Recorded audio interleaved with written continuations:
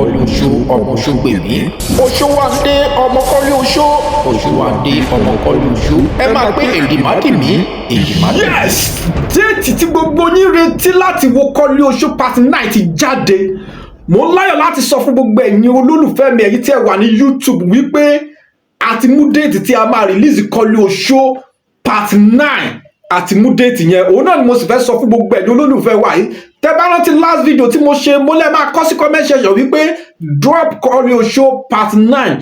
Ọ̀pọ̀lọpọ̀ àwọn fans wa ló kọ sí comment section bí ọ̀gá wa Ìtẹ̀lẹ̀ ṣe rí fídíò yìí immediately ọjọ́ kejì no drop date tí wọ́n máa release KOLEOSO part 9. Ibo lẹ ti máa rí wò orí Ìtẹ̀lẹ̀ the icon studio nìkan lẹ ti máa rí wò. That is why tí mo fi máa sọ fún ọ̀pọ̀lọpọ̀ yín pé ẹ make sure pé ẹ subscribe sórí channel yìí Àṣeyọrí TV láti máa ṣe kíni láti lè máa mọ ìgbà tí àwọn sinimá gidi máa jáde láti máa fún yín láwọn information ńláńláńlá. Tó o bá ti subscribe make sure pé o ṣe kíni o subscribe sí channel yìí ìyẹn Àṣeyọrí TV.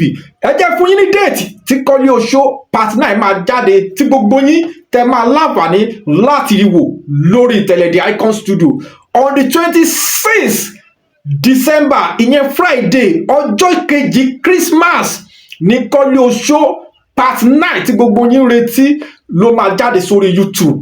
Mo ń láyọ̀ láti sọ fún yín pé ẹ lọ fọkàn balẹ̀ ẹ lọ dúró di on the 26th yẹn tí mo sọ fún yín yìí time tó bá máa jáde màá tún jẹ́ kẹ́ ẹ mọ̀ lórí channel yìí ìyẹn Àṣeyọrí TV. That is why tí mo fi sọ fún yín wípé ẹ make sure pé ẹ subscribe sórí channel yìí Àṣeyọrí TV. On the 26th ni o ẹ má gbàgbé ẹ ti kọ síbì kan ẹ fi sọ́kàn on the 26th màá sọ time tó máa jáde fún yín ní next video mi.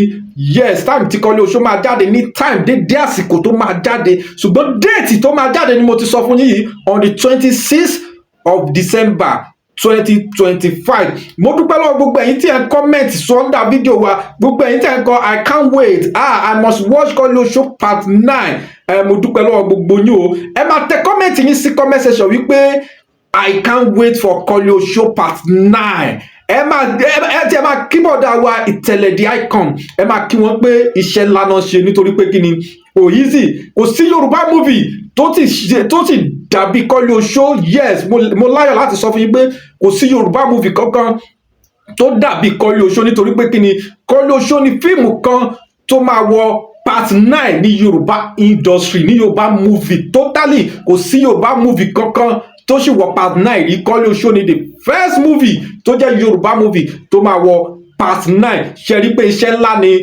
Ibrahim Ìtẹ̀lẹ̀ ṣe iṣẹ́ ńlá náà ṣe. Fún àǹfààní ẹ̀yin tí ẹ fẹ́ kí KOLEOSO máa continue ẹ máa tẹ̀ sí comment section ẹ jẹ́ kí Ibrahim Ìtẹ̀lẹ̀ ẹ jẹ́ kán tún rí wípé ẹ̀yin fẹ́ kí KOLEOSO kó continue kó má bàa parí sí 9 yẹn ṣùgbọ́n tẹ́ bá fẹ́ kó parí sí 9 yẹn ṣùgbọ́n tẹ́ bá fẹ́ kó continue kó tún lọ kó ní 10 kó ní 11 kó ní 12 kó ní 13 kó ní 14 ẹ máa drop ẹ̀ sí comment section ẹ máa drop ẹ̀ sí comment section kẹ́ẹ̀dẹ̀ máa bá ṣe kí ni kẹ́ẹ̀ máa bá share fídíò yìí sí àwọn olólùfẹ́ yín wípé KOLEOSO part 9 ó ń bọ̀ ní on the 26th of December 2025. Ọdún ayọ̀ ní gbogbo wa ó ṣe o a tún máa pàdé nígbà tí màá sọ time dédé àsìkò tí KOLEOSO yìí máa jáde ní on the 26th yẹn sórí Ìtẹ̀lẹ̀ the icon studio. Mò ń padà bọ̀ láti wá sọ yẹn make sure pé o tẹ subscribe button yẹn kó dẹ̀ ṣe kí ni kó like kó comment ire o.